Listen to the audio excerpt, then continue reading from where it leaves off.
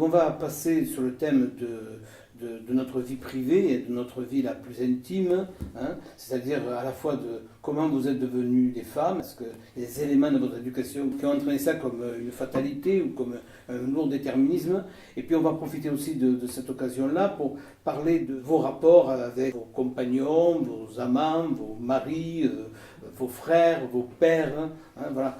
Dans le cercle le plus proche de vous, qu'est-ce que vous voyez de constitutif d'une condition féminine? Oui, Edith. Moi, je suis beaucoup entourée d'hommes finalement. Hein. J'ai un père, un frère, des neveux, des fils, un mari, que des hommes, pas de femmes. Il m'arrive de me sentir, sur certaines discussions, etc., minoritaire face à ces discussions sur les femmes, face à mon fils adolescent et ses copains parfois. Waouh! De temps en temps, j'entends des choses et alors j'essaye de rectifier le tir. Voilà, la dernière fois, je vais voir un film qui fait peur et il me dit « Oh là là, là, il y a plein de filles, ça va crier ». J'étais pas sûre qu'elles vont crier, parce que c'est un film qui fait peur. C'est pas... Ouais. C'est peut-être un petit peu des clichés. Toutes ces petites choses qu'on essaye de... Voilà. Et aussi, une fois où mon fils m'a dit « Waouh, ça va être quand même dur d'être une fille ». T'as pu savoir pourquoi il disait ça? Oui, ils étaient sortis entre garçons et que justement, il me parlait des filles qui se faisaient siffler, etc. Il m'a dit, je crois qu'une fille qui couche le premier soir, c'est vachement mal vu, un garçon, c'est pas pareil, etc. Voilà, toutes ces choses dont on se rend compte quand on est à cet âge-là. Hein. Et vis-à-vis de tout ça, des fois, je me sens un peu seule dans la maison. Pour, Non, sur les filles qui crient, par exemple, quand elles ont peur, mais c'est parce que dès notre naissance, on est conditionné. Je sais plus qui a écrit ça, mais c'est La fabrique des garçons. Dès qu'on est, on va être une fille. On nous achète des habits roses, des habits bleus pour les garçons, les objets, les jouets qu'on achète aux enfants. Dans la cour de récré, ceux qui se battent, c'est les garçons, et nous, on est les petites filles qui jouent à côté à la corde à sauter ou au truc calme. C'est tout le long de notre vie, on est conditionné à être comme on est. Et s'il n'y a pas des moments où on se mélange, et c'est normal Enfin, c'est normal, c'est vrai de dire ça, mais c'est compréhensible aussi que ton fils... Il dit, oui, et puis on le voit, moi je le vois autour de moi avec... alors bon, c'est vrai, moi j'ai élevé des garçons, mais quand je vois des jeunes femmes avec des petites filles, des fois je me dis, oula. Parce que c'est vrai qu'aux petites filles, on leur dit tout le temps qu'elles sont jolies encore, maintenant, quoi. Ouh, comme tu es jolie, comme ça. Alors que... Je pense qu'on n'a pas dit exactement la même chose à mes fils, non? Et qu'est-ce que t'as fait? Waouh, c'est bien, on dit t'es fort ou autre chose. Mais le coup de joli, et joli ne dépend de rien. On fait rien pour être joli, même si on peut se faire un peu joli. Mais je veux dire, c'est un truc de passif, joli. Tu l'es ou pas, t'as de la chance ou pas, il n'y a rien de... Alors que les garçons sont vachement plus valorisés sur ce qu'ils font. Sur ce qu'ils créent, sur ce qu'ils construisent quand ils sont petits, les Lego, les machins et tout, mais pas le truc de princesse, voilà quoi. Mais même dans le langage, dans notre langage à nous, c'est une copine qui est en anthropologie qui me faisait remarquer ça. Donc déjà, garce, à la base, aujourd'hui c'est hyper connoté, péjoratif, mais à la base c'était quand même le féminin de garçon. Mais il y a aussi, dans le langage, tu te dis un bassin, une bassine, un camion, une camionnette. Tout ce qui est plus petit est féminin. C'est des détails, mais c'est des trucs qui reviennent tout le temps en fait. Mais ça a vachement été étudié, je crois que c'est l'héritier qui a vachement... Tout ce qui est froid, passif, et féminin, tout ce qui est chaud et actif, masculin, le vocabulaire, tout est fait pour serrer les choses et séparer. Et ça vous prend jeune. Oui, parce que là, même encore maintenant, c'est rigolo de regarder les livres pour enfants. Pourtant, il y a eu des progrès dans les livres pour enfants. Beaucoup quand même. Par rapport à, si vous vous rappelez, si vous avez à peu près mon âge, les livres quand on était petite. Oui. Voilà, il y a eu pas mal de progrès. Mais dans l'ensemble,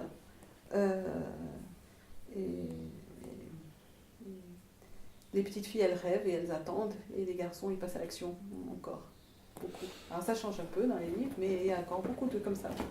Si tu es vigilant comment tu éduques tes enfants, je pense que tu peux impacter les choses, faire en sorte que ça justement sortir du mythe de la princesse et du petit garçon costaud, quoi. C'est en essayant de les mettre sur un pied d'égalité.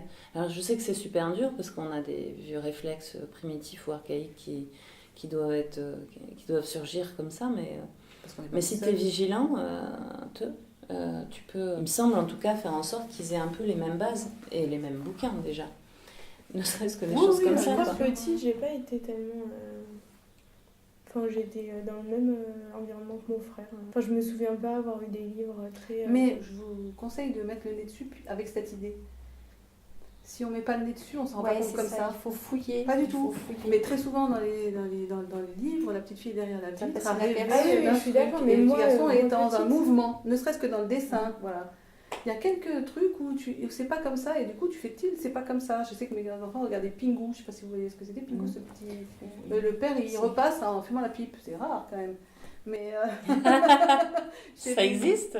Oui, mais c'est un truc finlandais ou suédois du Nord. Les gens À la sont base. évolués. Faites rêver les petites filles et encouragez les petits garçons. Voilà, à Carrefour pour vendre les jouets. Oui. C'est ce que C'est je sûr. dis, on reste Tu peux encore. résister à ça, mais... Voilà, on peut résister à ça, mais ça Tout demande est un acte. Voilà. Ah oui, il y a un Et acte de cet résistance. acte-là, il faut quand même être deux dans le couple pour le faire, parce que seul, c'est difficile. Et concrètement, vous feriez quoi? Je crois qu'il y a un début de réponse pour Juliette quand même. Enfin, moi, personnel, pas du tout universel, mais ce serait de permettre à l'individu, fille ou garçon, la fille en l'occurrence, de pouvoir être tout ce qu'elle peut être, de lui permettre d'être tout le potentiel. Ça revient à dire, tu vas pas habiller une petite fille avec une espèce de cloche sur elle avec des bigoudis dans la tête, parce qu'elle va pas pouvoir grimper aux arbres, elle va pas pouvoir se rouler dans la boue, elle va pas expérimenter des trucs avec son corps, ce qui est plutôt l'idée d'un enfant, tu vois, il faut qu'il expérimente. Donc c'est lui permettre juste pas la bloquer dans des postures qui sont contraires à l'individu, à son développement, quoi. C'est vrai, les vêtements, ça fait beaucoup. Parce qu'il y a beaucoup de filles, en tout cas, maintenant ça va peut-être un peu mieux, mais tu Ça vois... dépend du milieu, je pense. Il y a des filles qui ne peuvent pas bouger parce qu'elles ont le collant blanc, machin, et qu'il ne faut pas qu'elles se salissent. Pour mon second, j'avais acheté une poupée. Il me l'a reproché, mais des années. Je lui disais, pourquoi tu t'amuses pas avec la poupée Et c'est son grand frère qui lui disait, regarde, parce que ça devait me faire plaisir. Alors il lui disait, regarde comment on habille le poupon, regarde comment on le... Et cette poupée, je l'ai traumatisée, quoi. Alors que justement, c'était à viser de dire, on change un peu les jouets, quoi. Hein. C'est pas si facile que ça. En dehors de ton fils et de la poupée, est-ce que vous avez remarqué chez les hommes qui sont autour de vous, tous les hommes autour de vous, vos pères, vos maris, vos amants, vos frères, est-ce que vous avez senti depuis des années un progrès dans leur évolution, donc ils prennent en charge à la fois l'émancipation, l'égalité? Bon, moi j'allais dire, finalement, moi j'ai dans ma famille qui était assez traditionnelle, c'est-à-dire mon père travaillait, faisait des études, etc. Maman qui travaillait aussi, mais bon voilà. Elle s'occupait de la maison, c'est elle qui s'occupait de la maison et tout. Et elle est décédée, elle a laissé un enfant de 1 an. Et moi j'avais 11 ans. Et mon père s'est mis à faire de la ménage, s'occuper de tout. Donc j'ai vu que c'était un passage qui était tout à fait... il s'en est sorti comme n'importe quelle femme, j'allais dire. Parce qu'à ce moment-là, il n'a pas de choix. Et c'est ce qu'il a dû faire, voilà. Donc c'est vrai que c'est resté aussi comme un modèle. Quand on dit les hommes, si, n'y a pas doué ou pas doué pour faire ce genre de choses, même pour élever un enfant d'ailleurs. Hein. Parce que moi j'ai vu mon père élever mon frère tout seul, et c'était quand même un bébé de 1 an. Bon, c'est pas facile de faire ça tout seul, mais je pense pas que ça soit facile non plus pour une femme. Moi, chaque fois que j'ai vu les femmes défaillantes ou décédées ou défaillantes ou pas là, les hommes ont toujours pris le rôle, mais C'est sans ça. souci, quoi. C'est ça. Sans souci. Par contre, dès qu'il y a une femme qui revient à la maison, s'ils peuvent se casser, moi j'ai vu ça avec un copain, une copine, quoi. J'ai dit, mais c'est incroyable, quoi. Alors que la mère de ses enfants n'était pas présente parce que, bah, voilà, elle n'avait pas envie d'être là à la maison, et puis les activités professionnelles, elle était ouais, elle était pas dans la maison, pas dans le cadre familial. Donc lui, il assurait tout. Ils se sont séparés, il se sont mis avec mon ami. Et bah, du coup, c'est elle qui a pris, alors qu'elle était, enfin, c'était pas spécialement pour être dans la maison, hein, mais comme elle était là, il s'est carapaté, il s'est retrouvé avec des 4 gamins, quoi. Enfin, voilà. Donc, c'est vrai que, alors qu'il est, ouais, c'est quelqu'un qui était là pour l'égalité, enfin dans le discours. Hein. Je pense que ouais, il y a un progrès dans les générations quand même, enfin, sur le long terme. Hein, il y a une vraie prise de conscience de l'égalité, etc. Qu'il y a une recherche aussi du côté masculin d'être sur un pied d'égalité. Et puis après, il y a la réalité domestique, notamment la naissance des enfants, qui pour moi est un point d'orgue. Ils rebasculent sur des schémas hyper classiques, quoi. Je trouve vraiment que la naissance des enfants, c'est quelque chose qui sépare au final et au lieu de rassembler. De ce point de vue-là, dans le partage des tâches et tout ça. Ça veut dire quoi que quand les enfants naissent, qu'est-ce qui se passe dans le partage des tâches? Ouais, tout simplement, il y a une sorte de responsabilité induite de la femme sur l'enfant. Donc, avec tout ce qui va derrière, hein. S'occuper de l'enfant, c'est ne pas poser un enfant pour aller courir ou faire autre chose, c'est s'en occuper. Donc, c'est une sorte de privation de liberté, quoi. C'est ça qui... Assumé principalement par la femme. Oui. Alors, c'est peut-être vécu de la même façon par un homme, hein. Je sais pas, je l'ai jamais discuté ça, mais en tout cas pour moi c'est important, c'est un nœud, quoi. Tu penses que c'est pas que subjectif, que objectivement la femme passe plus de temps avec les enfants ou se sent plus en responsabilité par rapport à ses enfants que l'homme, objectivement, c'est pas qu'une impression. Ouais. Je sais pas d'où ça vient. Enfin à part que la société a déjà décrété que le rôle était comme ça, quoi. Mais même si tu essaies de prendre du champ avec ça et d'être un peu moderne, on va dire, au final, ça s'impose à toi comme le reste, quoi. Donc, je pense que c'est un peu archaïque, quoi.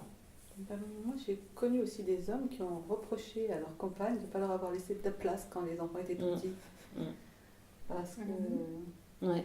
Ah, ça peut exister. Hein. Oui, parce que parfois, c'est quelque chose qui...